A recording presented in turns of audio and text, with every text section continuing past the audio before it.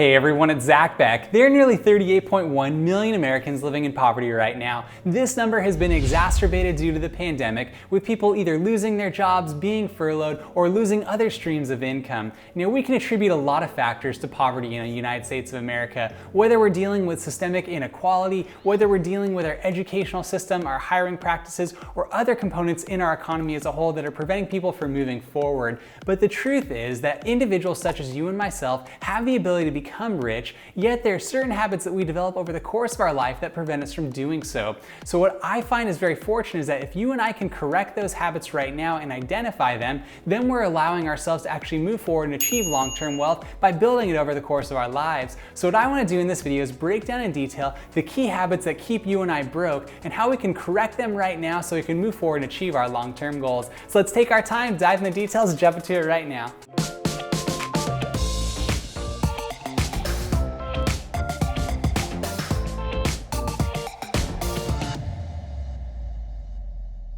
One habit that keeps us broke is impulse buying. Those who are in constant financial stress often find themselves going and purchasing things they don't necessarily need. And the downside with this is they often will do so on a credit card. So you might be at the store, see a gadget, a clothing article, or something else that you really like and you don't really have it planned for, but you go ahead and buy it anyways. And this unfortunately gets into a habitual cycle where you might go and do so whether the item is on sale or not. It's just something that you really want. Now this isn't something I'm going to downplay completely, because occasionally if you want to go and purchase something that you see on the spot, that is okay, but it makes it much more difficult to adhere to your long-term plan of actually achieving financial independence or building wealth if you just buy things on the spot without even thinking about them long-term. Furthermore, if you go ahead and actually purchase them with credit, then you might actually be taking on a debt long-term that you'll have to pay more interest on over time, which prevents you once again from building that overall wealth. So it's really important to identify that if you have a problem with impulse buying, where you see something, you just buy it on the spot, that is something that probably needs to be corrected moving forward. Now, a way that you can actually do this on a very practical level is as you spend money every single day, say you're only gonna spend money on things that you need. And just repeat that to yourself every single day. I'm only gonna spend money on what I need. I'm only gonna spend money on what I need. And if you can develop that habit, it makes you more conscious of the way in which you actually spend money in society. So it's hopefully something that can allow you to be done with balance and moderation. But if you truly struggle with impulse buying, this is something that is really important to correct to help you get out of the cycle of feeling broke all the time. So hopefully that'll help you as you move forward and you can get out of the cycle of being someone who buys things on an impulsive basis.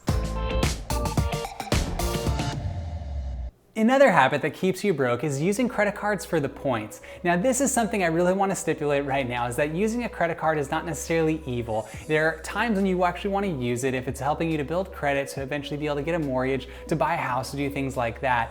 But if you're simply using a credit card just to be able to earn more points, you're actually doing yourself a disservice in the long run. There was actually a recent study conducted by the American Economic Association which found individuals who utilize credit cards just for their points spent on average an extra $68 a month and accrued an additional $115 in debt every single month. So it's this psychological component where we think, oh, I'm spending money and I'm actually earning some sort of a reward for doing so.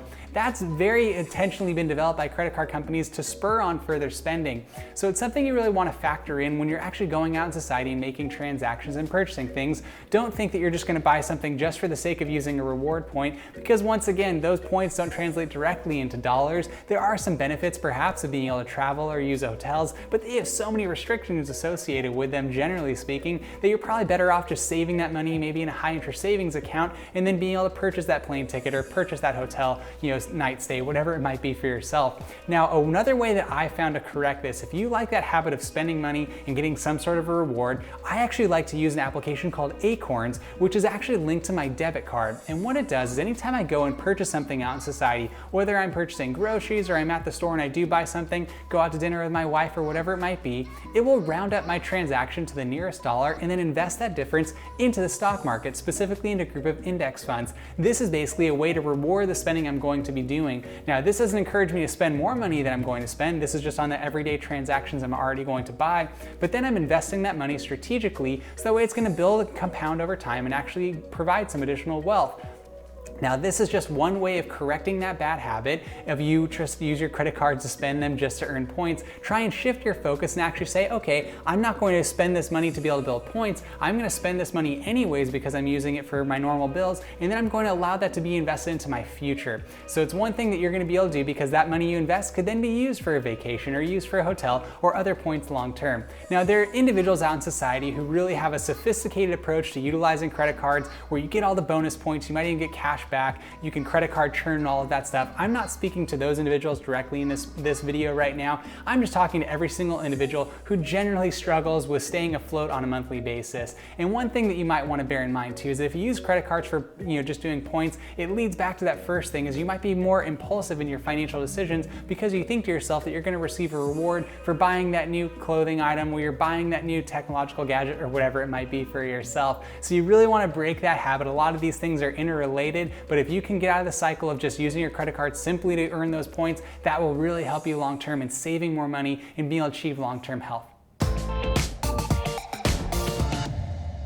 Another habit that you and I want to correct is trying to keep up with Instagram. And what I mean by this is that individuals who are out in society right now, we're often scrolling on our phones, we're seeing what's happening, and we get this kind of curated picture from our friends or from out in society with different brands who market to us, and they're basically trying to tell us that we need new things, we need the best vacations, we need the newest car, we need the best things all in our lives in order for us to feel worth or to feel value or ultimately to have a feeling of joy or fulfillment in our lives. Now, I'm not saying that any of the things that you see online or on social media are bad, but they kind of contribute to this overall lifestyle inflation that we find ourselves in, where we're finding ourselves either trying to buy a fancier car, we move into a slightly nicer house, we buy fancier clothes, we get nicer gadgets, we do all of these things, and none of them are inherently bad, but if you do not have the financial means to do so, it can make it even that much more worse because then you're buying things that are then preventing you from achieving long-term financial health. So when you think about it, it's really important when we get into this psychological habit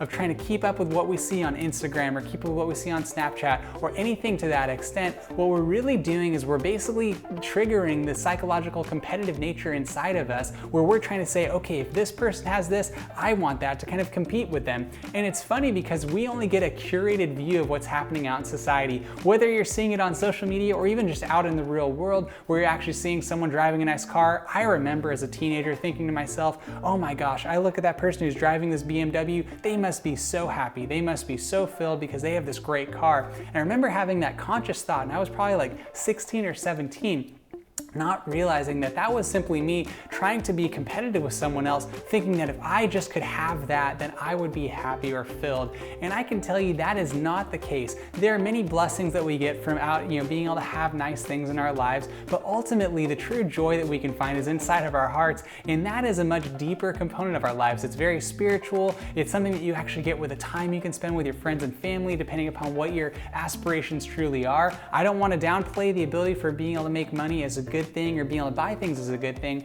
but I believe that if you're constantly finding yourself being broke or constantly finding yourself with this habit where you're feeling poor or anything to that extent, and you're there buying things that you don't really have the ability to afford, it's not something that's going to bring you that fulfillment, because ultimately that is just a temporal thing. It's not something that's going to last. The things that really matter in our lives are our relationships, the things that we can do out in nature and society, the way we can contribute to this world, and it's going to be different for every individual. You probably have a different perspective on this than I do, and I think that is great, but what I just want to encourage you to is that if you find yourself in a difficult financial situation right now, try to avoid lifestyle inflation, try to avoid that temptation to be able to want to compete with other people on social media, because ultimately they don't care what you're doing, and ultimately we probably shouldn't care either about what they're doing. We should be glad that people are out there living good lives and having meaningful components of it, but for yourself specifically, you really want to be doing the same. What is best for you? And I believe personally that if you can actually flip that switch and begin saving money, investing it into your future so you have more time long term,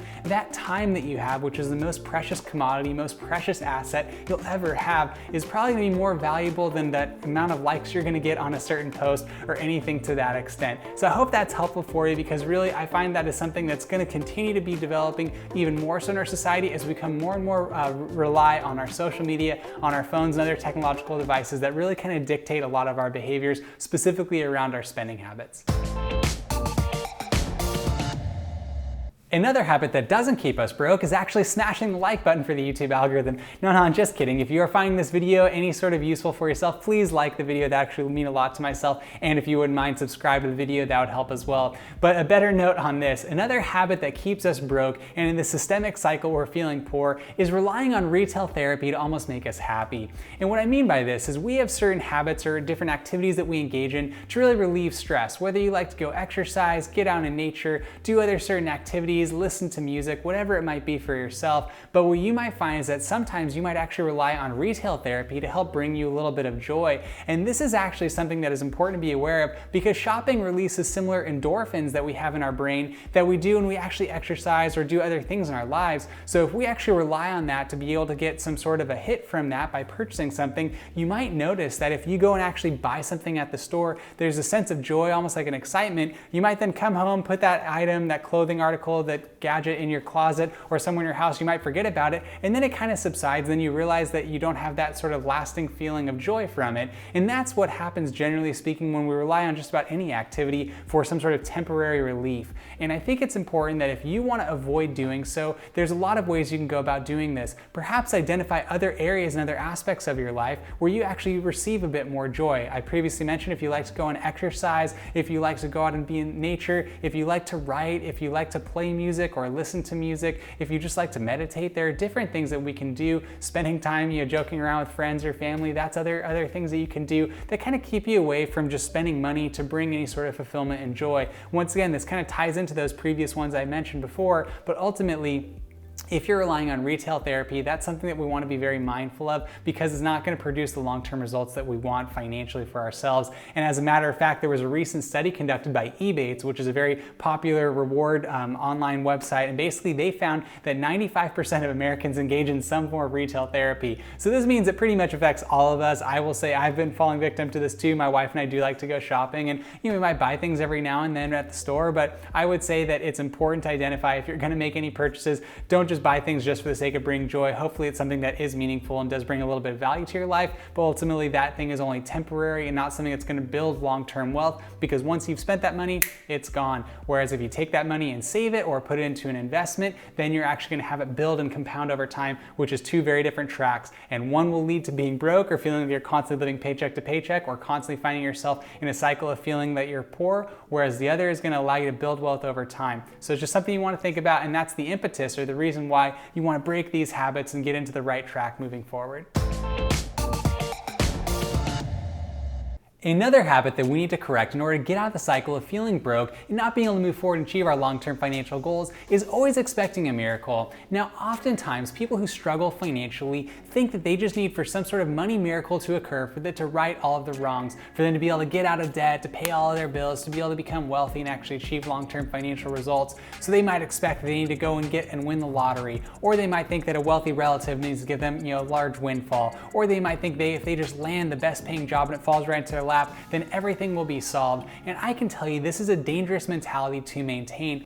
Because if we don't take control of our financial future, what we're doing is we're basically leaving it up to fate, leaving it up to chance, and most likely we're leaving it up to our general intuition that has caused us to be in this bad financial situation right now, because we'll revert to the bad habits that we talked about previously. Whereas if you actually make the psychological decision to switch your frame of reference and decide to actually tackle your debt, to decide to actually invest into your future, to decide to save money and not fall victim to lifestyle inflation and things like that, it actually allows you to make this conscious effort to move forward and take the reins of this and control it your own way. Now, I know there's certain aspects of our life that we cannot control. You cannot control the job market. You cannot control the economy. You cannot control our current political system. There are only so many things that you and I can do, but you can control how much money you spend and how much money you save relative to what your income is right now and relative to your position in life. And I know certain people are in a better position than others, so I'm not trying to equate anything. I'm just saying for yourself personally, there are decisions that you and I can make right now, given our current context, that can actually allow us to move forward and achieve our financial goals.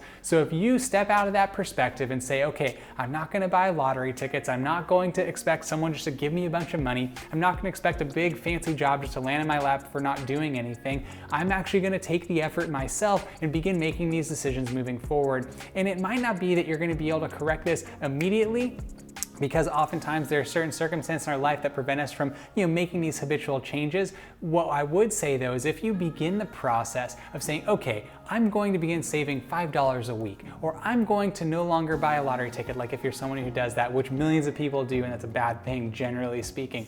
But if you think about it this way, if you can just move forward and begin making tangible decisions right now, those decisions will actually build up over time and allow you to achieve longer term financial health, because you're gonna get in the habit of wanting to invest and save more money, spend less money, not go and do certain things that you did previously. So it's just kind of getting into this cycle and this rhythm, and it can help out tremendously. I can speak to this personally. I used to think, oh my gosh, only if I had this, then I would have all of my problems solved. But I realized, no, I needed to do the hard work. I needed to save. I needed to work hard to be able to earn the income that I have, all of those different things. And it really has worked out well. But I would say it does require discipline, it does require hard work, and not saying that certain miracles can't happen. I'm just saying for this particular component of our lives, and for the majority of people out in society, stop expecting a miracle and do everything you can to take control of the reins of your financial life by making wise decisions right now.